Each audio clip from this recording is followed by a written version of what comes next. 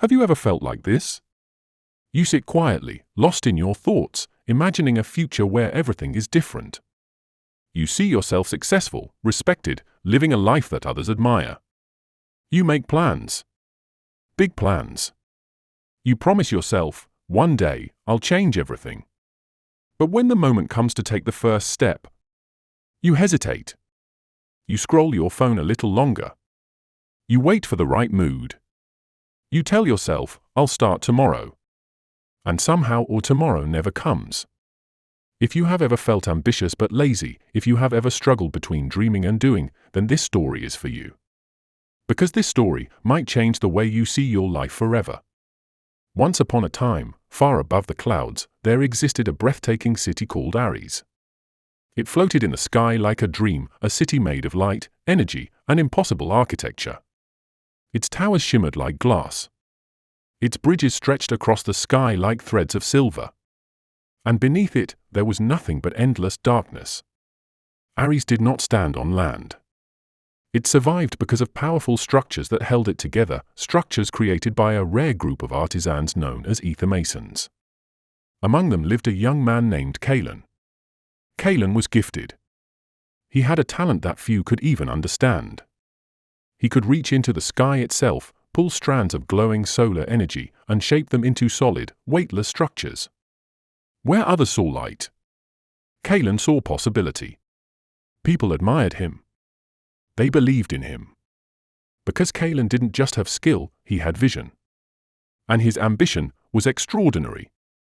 One day, Kalen was given the greatest responsibility of his life. He was chosen to build the Grand Arch of Orison, a massive structure that would anchor the entire city and protect it from the deadly solstice storm. This was not just a project. This was history. If he succeeded, his name would be remembered forever. If he failed, the city of Aries could fall into the darkness below. At first, Kalen was excited. He imagined the finished arch. He imagined people praising him. He imagined becoming a legend. But slowly, something changed. Days passed. Then weeks. And Kalen did nothing. Every morning, the sky glowed with energy, perfect for weaving. Other masons worked tirelessly. But Kalen? He sat on his terrace, holding a cup of tea that had long gone cold, watching the sky, thinking but not doing. His workshop told the truth he refused to admit. It was filled with unfinished work, half-formed structures, broken designs, a place full of almost. Kalen had excuses for everything. The energy is too unstable today. The timing is not right. I need to think more before I begin. And his favorite, I'll start tomorrow. Deep inside, Kalen knew something was wrong. He knew the perfect moment would never come. But comfort had become his prison. And laziness had disguised itself as patience. One morning, his mentor arrived.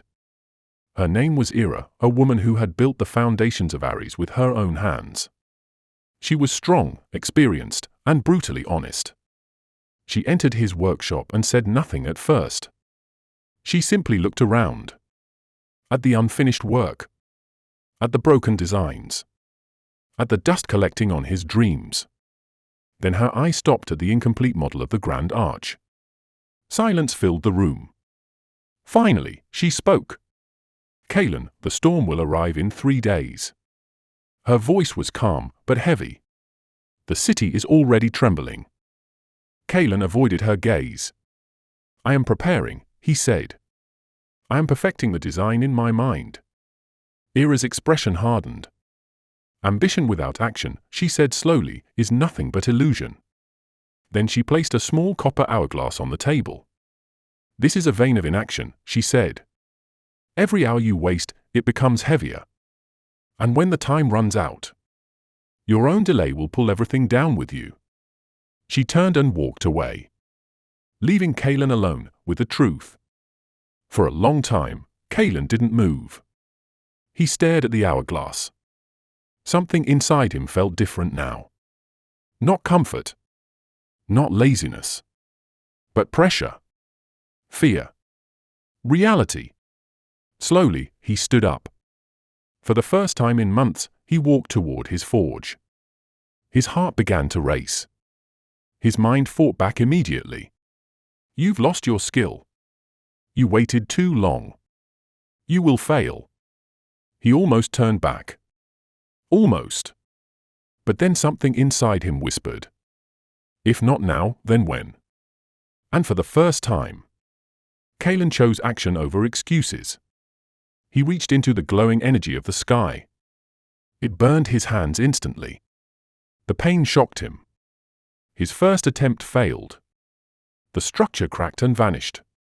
His second attempt failed too. Frustration hit him hard. His body felt weak.